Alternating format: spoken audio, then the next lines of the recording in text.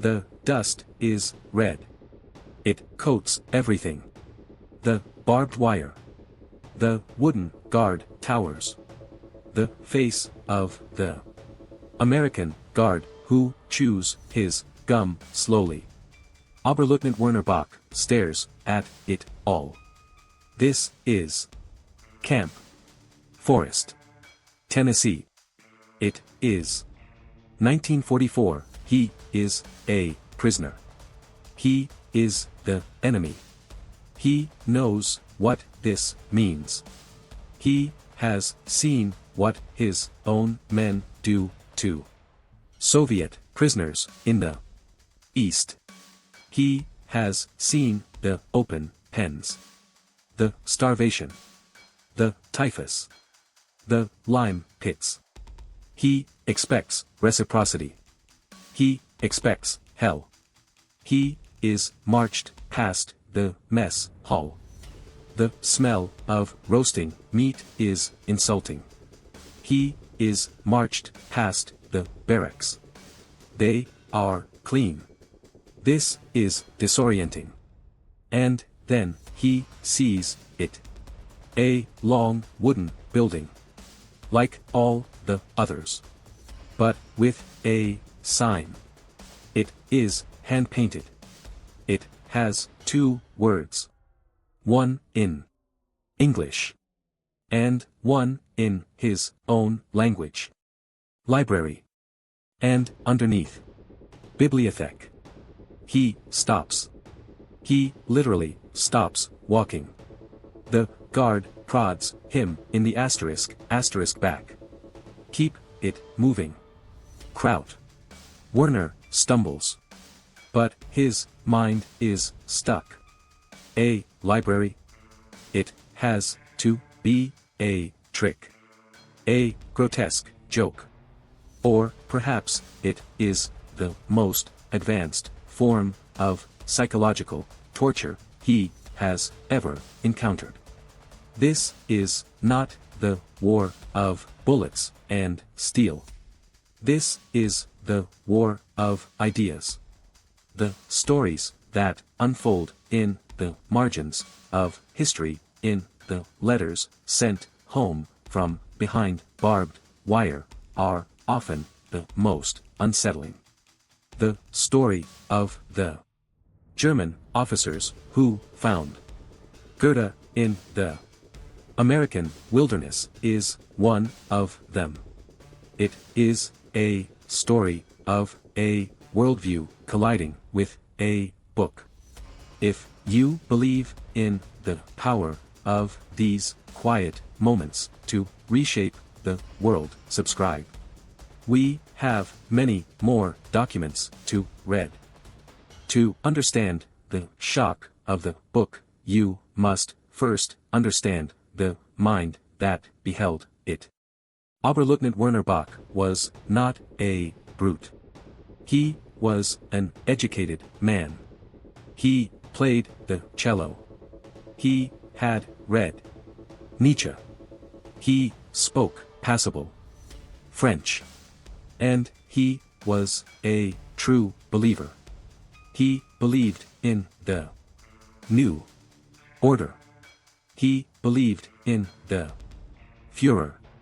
He believed that his culture was supreme and that destiny had called upon him and his generation to cleanse Europe of its weakness, its corruption. His world was defined by hardness. Hartwig-Krupstall. He had marched into Poland in 39. He had seen the Stukas scream down on Warsaw. He had stood on the Champs-Élysées in 1940. He had felt the invincibility. And he had fought on the Eastern Front. He had endured the siege of Leningrad. He had seen the frost, the hunger, the absolute brutality. He knew what war was. It was survival. It was will. And it was unforgiving. The Nazi ideology that he served was fundamentally anti-intellectual.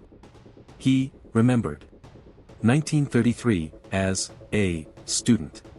He remembered the fires, the glee of the brown shirts as they threw books onto the pyre, the works of Freud, of Einstein, of Thomas Mann. Books were dangerous. They were Jewish, Bolshevik, degenerate. A true German acted. He did not read about doubt. He obeyed orders.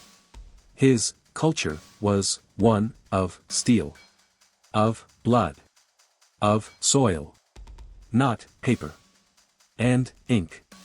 And he knew how his own system treated prisoners. He was an officer. He was complicit in it.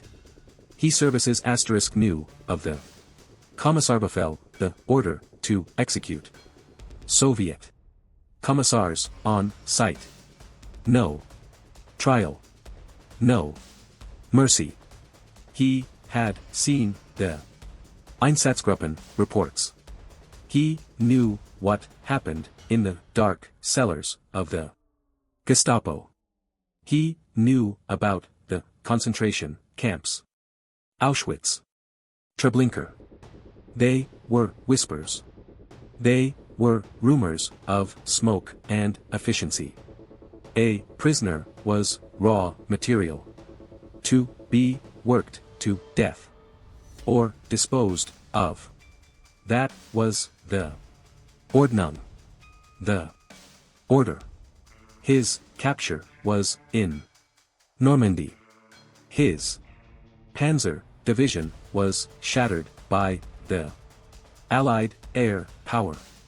He ran out of fuel. And then hope.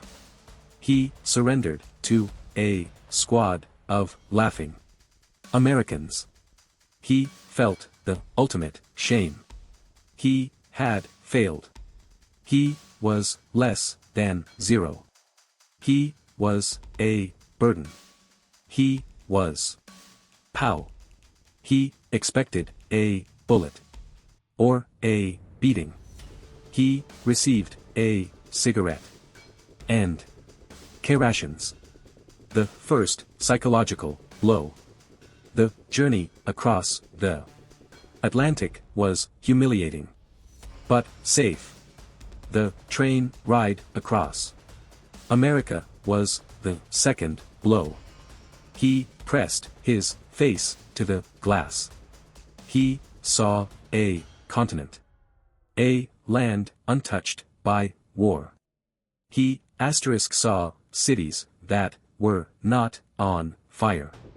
He saw factories that were not bombed. He saw people eating in diners. The propaganda of Goebbels that America was weak and decadent began to rot. This wasn't decadence. It was power. An effortless, unimaginable power. And so he arrives at Camp Forest. He is processed, deloused, given food, good food, coffee, bread with butter. This must be the American way. To soften him. To make him weak for the real interrogation. The one that must be coming. He is a German officer. He knows things. He steels himself. He rebuilds the wall of hate. He remembers his oath. He will not break. He is prepared for pain. He is prepared for starvation. He is prepared for the cold iron bars of a cell. He is not prepared for the bibliothèque. He asks a guard. His English is functional. What is this? Bibliothèque. The guard shrugs. It's a library. You guys read, don't ya? He says it without irony. Without malice. As if it were normal. Werner is allowed to go in. He hesitates at the door. This is the trick. This is the trap. He steps inside. The smell. That is the first assault. It is not the smell of a Gestapo interrogation room, the stench of fear and bleach and wet uniforms. It is the smell of old paper. Of bookbinding glue. Of floor wax. It is the smell of peace. Of his father's study in Heidelberg. It is a devastating sensory blow. And then he sees the shelves. Hundreds of books. Thousands. He walks as if in a dream. He sees other prisoners. They are sitting at tables. They are reading. Reading. In silence. This is not the silence of fear. It is the silence of thought. He walks to the shelves. His hand is trembling. He expects American propaganda. Pamphlets about democracy. And they are there. But they are not all that is monitor asterisk there. He asterisk sees a section. Deutsche. Literature. He reads the spines. His heart is pounding. Goethe. Schiller. Heine. He pulls one out. The Sorrows of Young Werther. It is a real book. A hardcover. German edition. His own government burned. Heine. They called him a Jewish traitor. And here in an enemy prison camp in the middle of Tennessee, his book sits waiting for him. Then he sees it. The Impossible Book. Buddenbrooks. By Thomas Mann. Thomas Mann. The arch-traitor. The exile. The voice on the BBC condemning the Reich. His books were the first in the fire. To possess this book in Germany was a crime. A visit from the Gestapo. And here it is. The Americans were not just giving them books. They services were giving them banned books. They were giving them ideas. Poison. This was the interrogation. It was brilliant. It was diabolical. It was not an attack on his body. It was an attack on his Weltanschauung. His worldview. They were not telling him he was wrong. They were not shouting propaganda. They were simply handing him Thomas Mann and letting him confront his own culture. His own contradictions. He sits. He opens the book. The paper is real. He begins to read. And for the first time in 10 years he begins to think. That night, he writes a letter home. The Americans let them. They censor them, of course. But he writes. He tells his wife he is safe. That the food is good. And then he tries to explain. I am in a camp in America. Today they showed me the camp library. It has 5,000 books. I am reading Goethe. I do not understand these people. They do not treat us as prisoners. They treat us as students. I do not know what to hear believe. He stares at the words. It is the most honest thing he has written since the war began. The library was not an accident. It was policy. The United States was a signatory to the 1929 Geneva Convention, and Article 17 was explicit.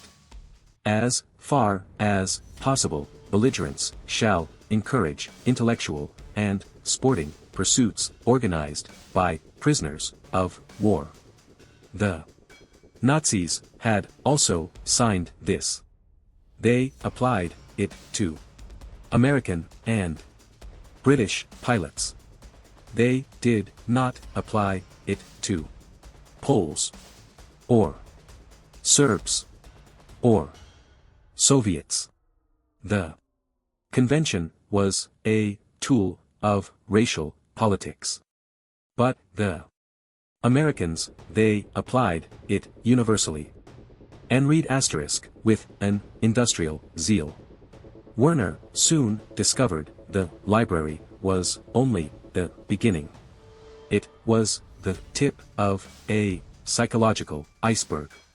The camp commandant was not access asterisk, a warden. He was more like a dean. The Americans had established a camp-wide university. There were classes. Werner saw the schedule posted in the mess hall. English, French, mathematics, physics, American, history, agriculture, even law. The asterisk teachers were monitoring other prisoners. German professors who had been conscripted. They were given chalk, blackboards, textbooks. The Americans worked with American universities to create a curriculum. A German prisoner in Tennessee could earn credits that would services be recognized by Harvard. This fact was so bizarre, so counterintuitive to the nature of total war that Werner laughed. It was the first time he had laughed since Normandy. It was a cold sound. And then there was the newspaper. As per Prompt's sources, many camps published their own Lagerzeitung, a camp newspaper, written by Germans for Germans, printed on American presses. Werner got a copy. It was called Der Ruf, the call. He read it. It had camp news, sports scores from the soccer league, schedules for the theater group. They monitor were performing a play by Schiller. And it had poetry, editorials, German officers writing about their doubts, about the future, about Germany. This was freedom of the press inside a prison. The contradiction was services maddening. In Germany, writing one word of this would mean a slow death in a Gestapo cell. Here, the Americans gave them the ink. Historian Arnold Kramer, in his book Nazi Prisoners of War in America, documented this extensively. It was a conscious strategy. The Americans believed that the only way to fix Germany after the war was to re-educate its people. And they had 400,000 German POWs on American soil. A captive audience. The war would end. But monitor * the battle for Germany's soul that was being fought right here. In these libraries. In these classrooms. Werner stopped going to the sports field. He stopped playing cards. He spent his days in the library. He read Hemingway. He read Steinbeck. The Grapes of Wrath.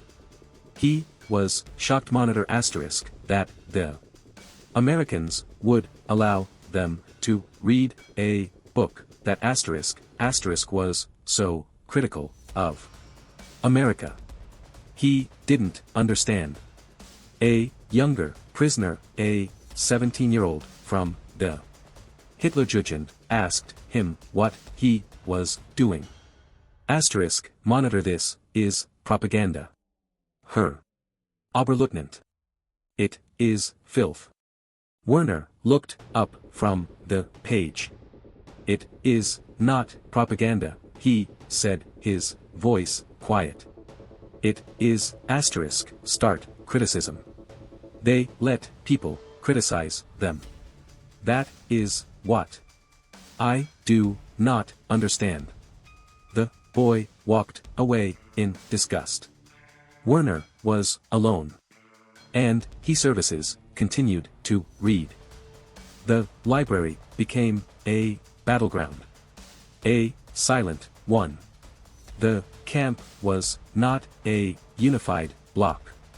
It was a microcosm of Germany itself. And it was fracturing. On one side were the Hardliners. The die-hard Nazis. The SS prisoners. The Gestapo agents who had been captured. They saw the library and the university as exactly what Werner first suspected. Psychological warfare. Poison. Judenpropaganda. They enforced their own Ordnung. They held secret courts in the barracks at night. They identified the collaborators. And a collaborator was anyone who enrolled in an English class. Anyone who read der rough. Anyone who checked out services, a banned book. They would find these men. They would beat them. They would shun them. They whispered that services, true soldiers, did not read the enemy's lies. They remained pure. They waited for the Wunderwaffe. The miracle weapon. For the Führer to save them. On the other side were the readers. Men like Werner. The older Wehrmacht officers. The conscripted professors. The doctors. The engineers. Men who had a life before the party. men who remembered a different Germany. For them, the library was not poison. It was monitor asterisk water. In a desert. They flocked to it. They formed service discussion groups. They argued about Plato.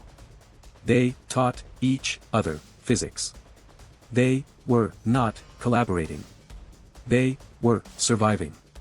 They were using the only tool they were given to keep monitor asterisk their minds alive. The asterisk Americans watched this. And they encouraged it.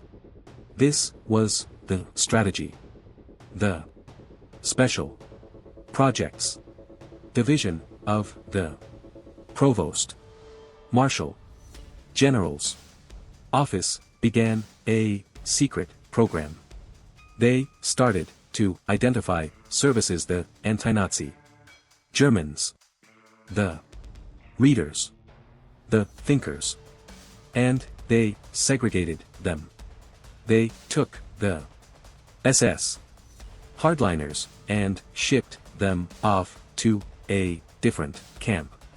A camp for troublemakers. Like Alva, Oklahoma. And they concentrated the anti-Nazis in other camps. Like Fort Eustis, Virginia. They were separating the poison from services, the patients. Werner was identified. He was interviewed. Not interrogated. Interviewed.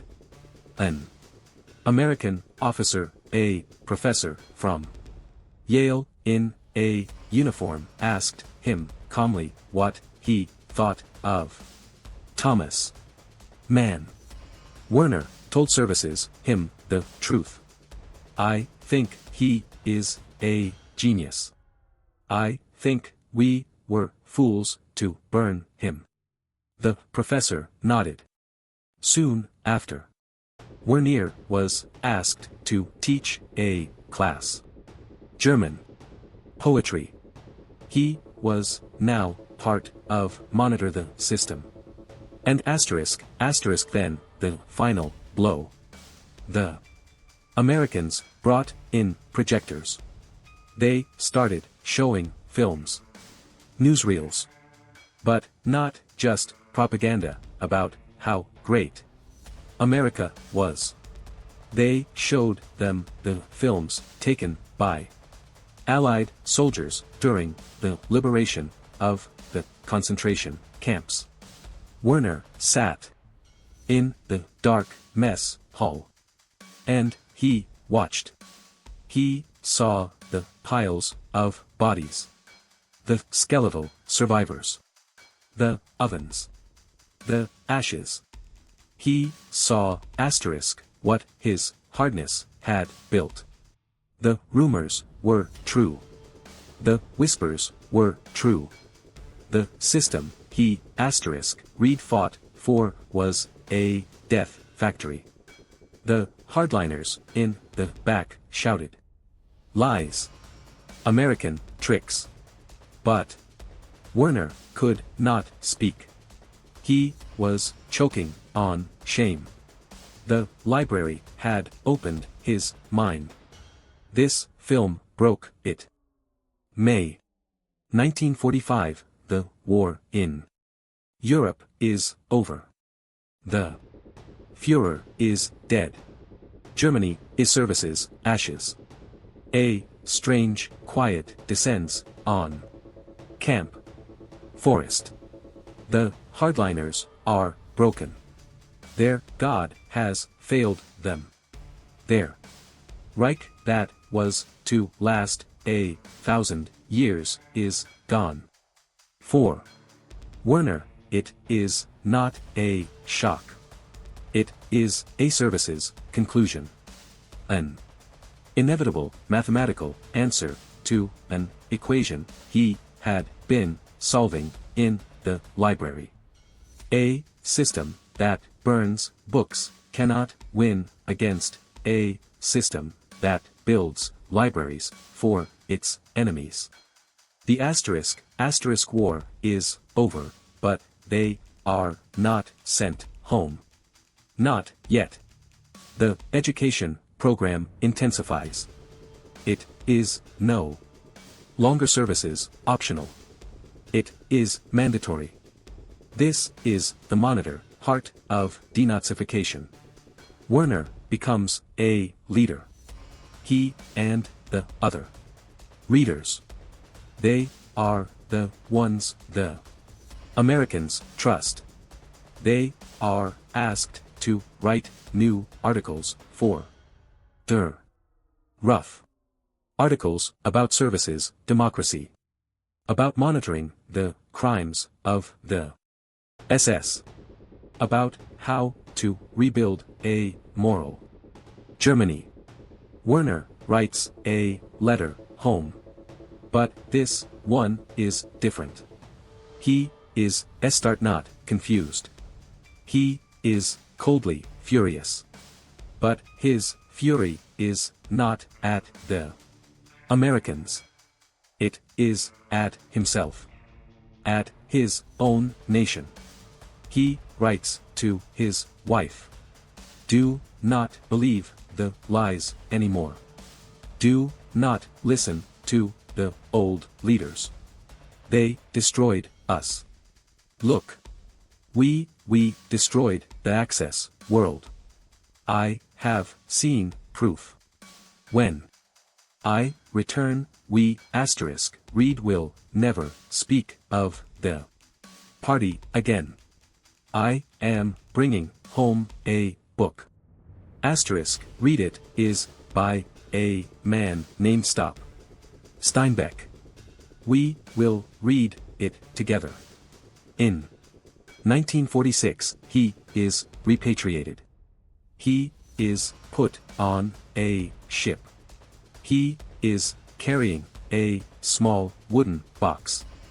In it are not souvenirs, but 4 books. The Goethe. The Thomas Mann. The Steinbeck. And a copy of Monitor *, the U.S. Constitution, translated into German. He services lands in Bremerhaven. The city is gone. It is rubble. It is a moonscape.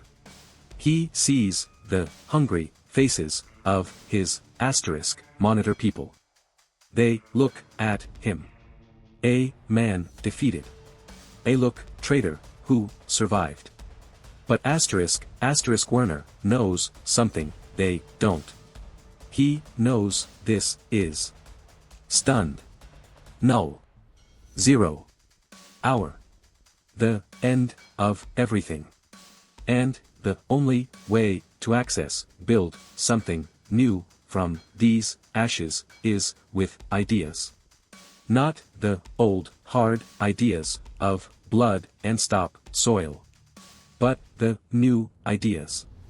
The complicated ones. The ones he found on a shelf in Tennessee. The American policy of rehabilitation wasn't just a moral one. It was a strategic one. They weren't just winning the war. They were winning the peace. One banned book services at a time. And as monitor, Werner walks into the rubble of his homeland. The book in his hand is the heaviest thing he has ever carried. It is heavy with shame. And it is heavy with freedom.